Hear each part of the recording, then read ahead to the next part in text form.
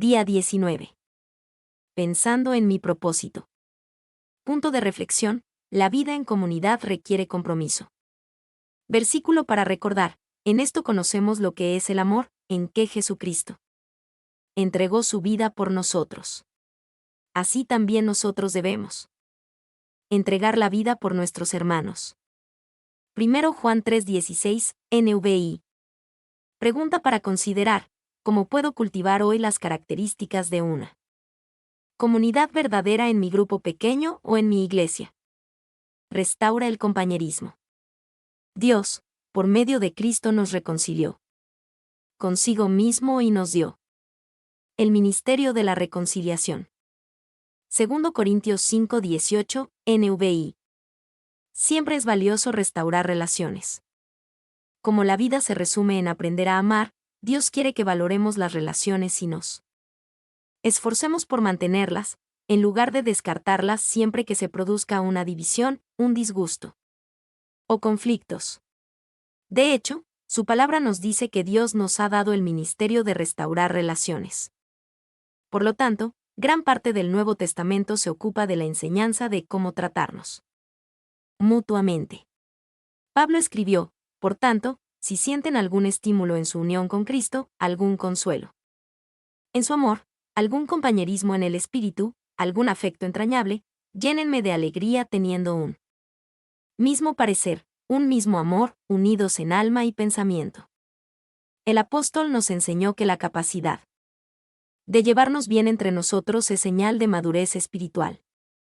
Como Cristo quiere que su familia sea conocida por el amor que sienten unos por otros. El compañerismo roto es un mal testimonio para los incrédulos.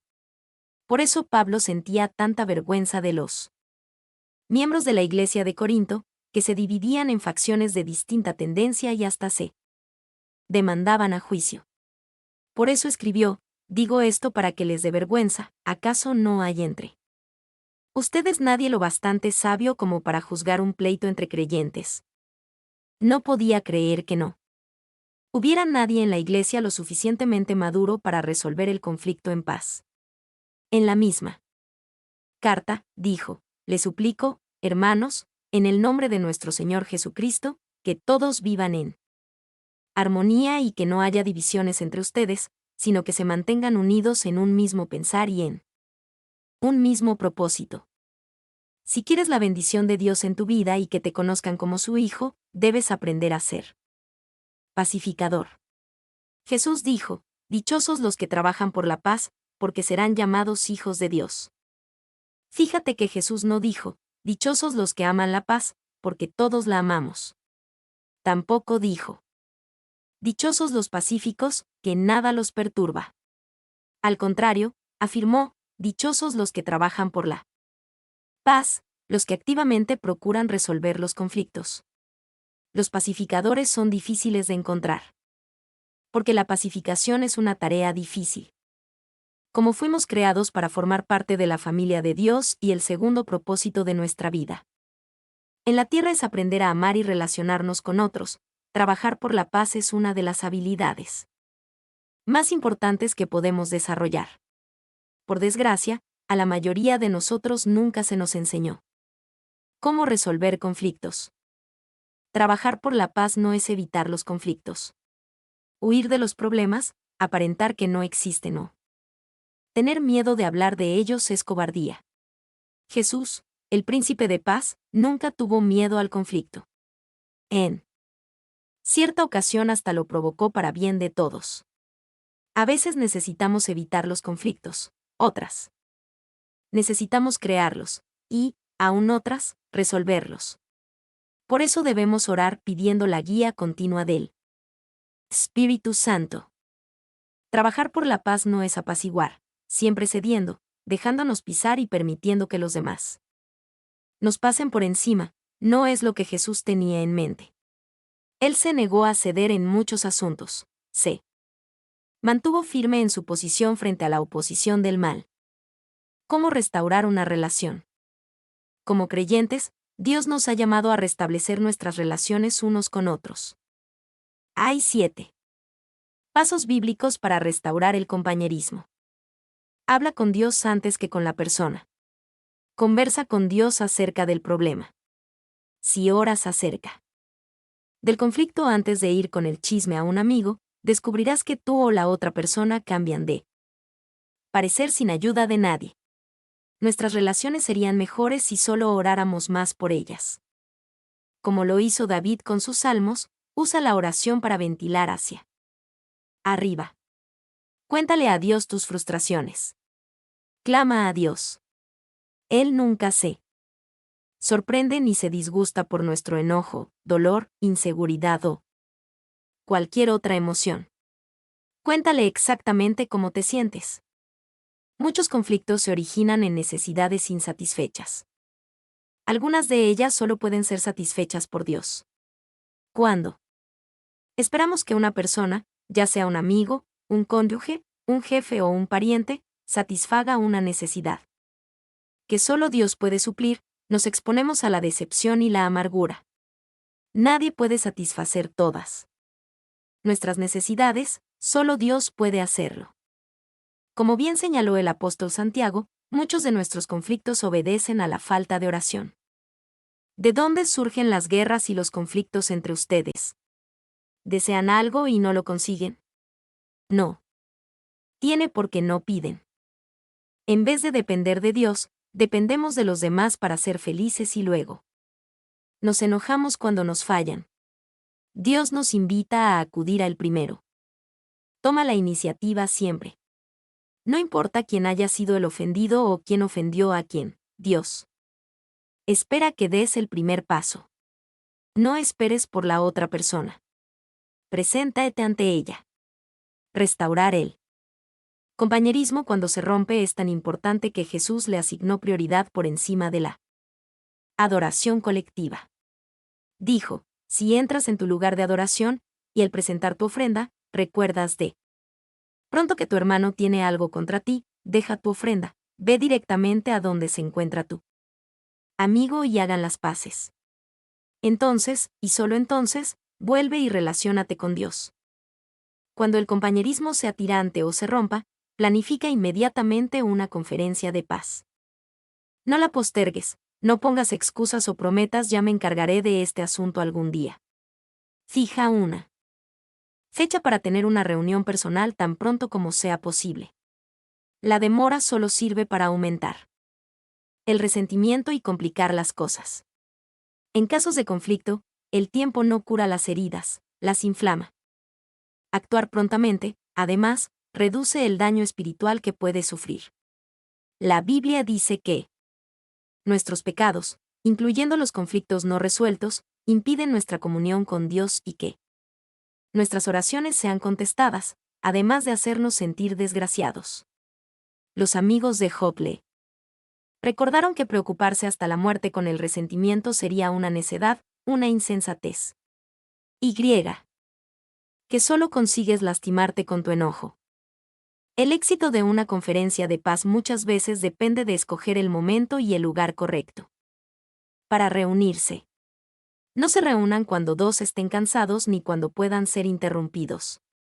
El mejor momento es cuando los dos se encuentren en un buen estado de ánimo. Sé comprensivo. Usa tus oídos más que tu boca. Antes de intentar resolver un desacuerdo, escucha atentamente los sentimientos de la otra persona. Pablo aconsejó, cada uno debe velar no solo por sus propios intereses sino también por los intereses de los demás. 13. El término velar es el vocablo griego escopos, de donde provienen nuestras palabras telescopio y microscopio. Significa ver de cerca. Enfócate en los sentimientos, no en los hechos. Comienza con la compasión, no con las soluciones. Al principio, no discutas con las personas acerca de sus sentimientos. Solo escucha y permite que se desahoguen emocionalmente sin ponerte a la defensiva. Asienta con tu cabeza para demostrarle que la entiendes, aunque no estés de acuerdo. Los sentimientos no siempre son infalibles o lógicos. Por el contrario, el resentimiento hace que pensemos o que hagamos tonterías. David admitió su equivocación. Cuando mis pensamientos estaban llenos de amargura y mis sentimientos estaban heridos, fui tan estúpido como un animal. Todos podemos actuar bestialmente cuando nos sentimos lastimados. Por el contrario, la Biblia dice, el buen juicio hace al hombre paciente, su gloria es pasar por alto la ofensa. La sabiduría produce paciencia y se adquiere escuchando otras perspectivas. Cuando escuchamos le decimos a la persona, valoro tu opinión, me interesa nuestra relación y me importas tú. Es cierto, me importa saber lo que sabe un amigo porque me importa mi amigo. Para restaurar el compañerismo debemos agradar al prójimo para su bien, con el fin de edificarlo.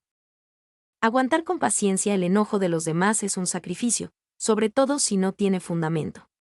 Pero, recuerda, eso fue lo que Jesús hizo por ti. Soportó el enojo malicioso e infundado para salvarte.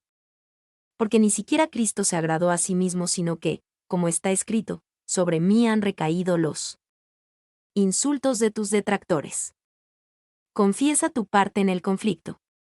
Si realmente te interesa restaurar una relación, debes comenzar admitiendo tus propios errores o pecados. Jesús dijo que debes sacar primero la viga de tu propio ojo. Y entonces verás con claridad para sacar la astilla del ojo de tu hermano. Como todos tenemos un punto ciego, puede ser necesario pedirle ayuda a un tercero para que te ayude a evaluar tus propias acciones antes de reunirte con la persona con quien tienes un conflicto. Pídele a Dios que te muestre tu parte de culpa en el problema. Pregúntale, ¿soy yo el problema? ¿Soy poco realista, insensible o demasiado sensible? La Biblia dice que si decimos que estamos libres de pecado, lo único que conseguimos es engañarnos. La confesión es una herramienta muy poderosa para la reconciliación. A veces la manera en que tratamos un conflicto produce un daño mayor que el problema original. Cuando comenzamos por reconocer con humildad nuestras equivocaciones, el enojo de la otra persona se apaga y la desarmas. Porque posiblemente esperaba que estuvieras a la defensiva.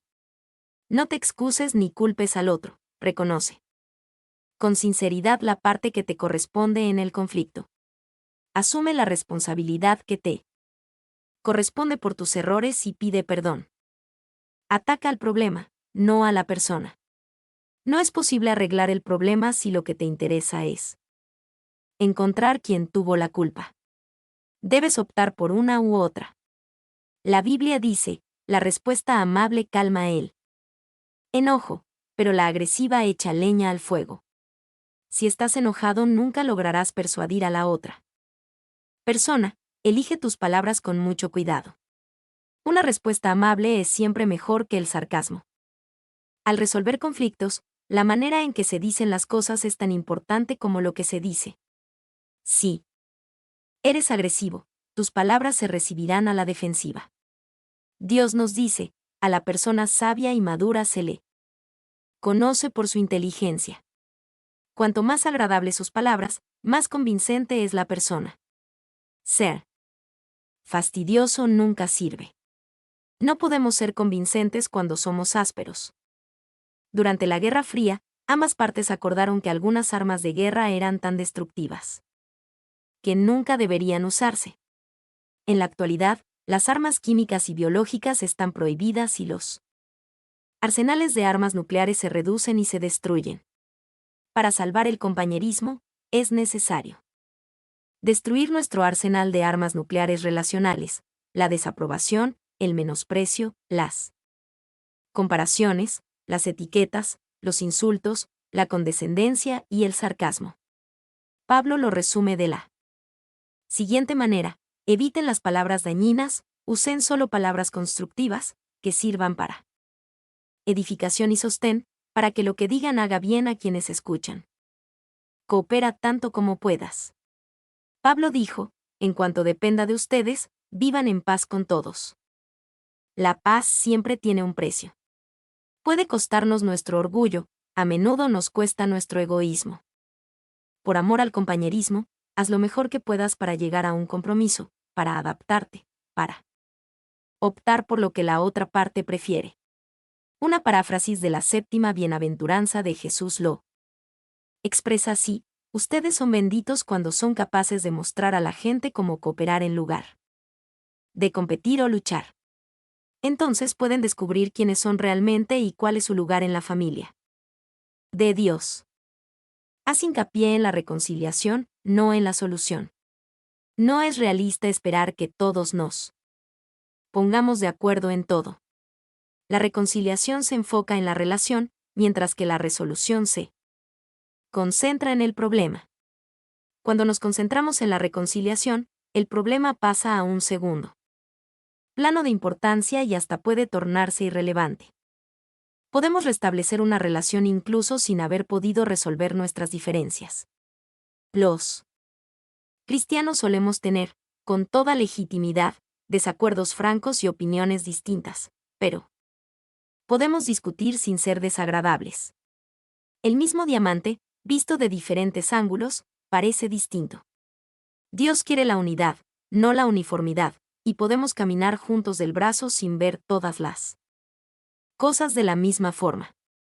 Eso no quiere decir que debamos desistir de encontrar una solución.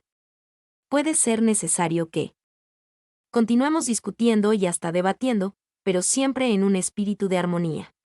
La reconciliación consiste en enterrar el arma, no el asunto. ¿A quién debes contactar como resultado de haber leído este capítulo? ¿Con quién necesitas restaurar el compañerismo? No lo postergues ni un segundo. Haz una pausa ahora mismo y conversa con Dios por esa persona. Luego toma el teléfono y comienza el proceso.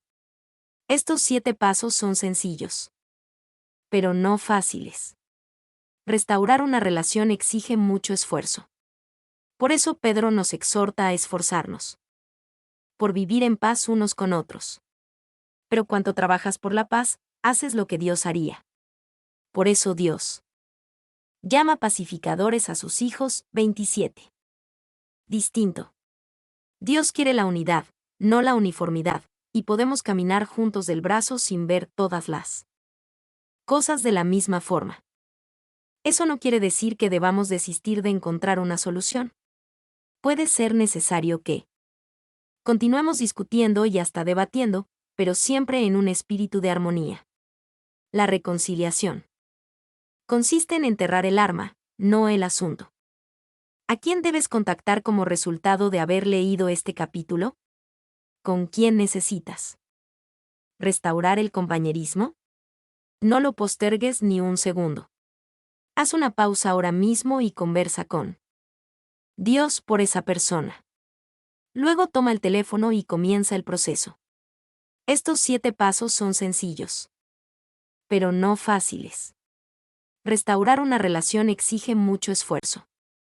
Por eso Pedro nos exhorta a esforzarnos por vivir en paz unos con otros. Pero cuando trabajas por la paz, haces lo que Dios haría. Por eso Dios llama pacificadores a sus hijos. Mi nombre es Demim. Soy tu asistente personal. Mi sitio en internet es demim.es.tl.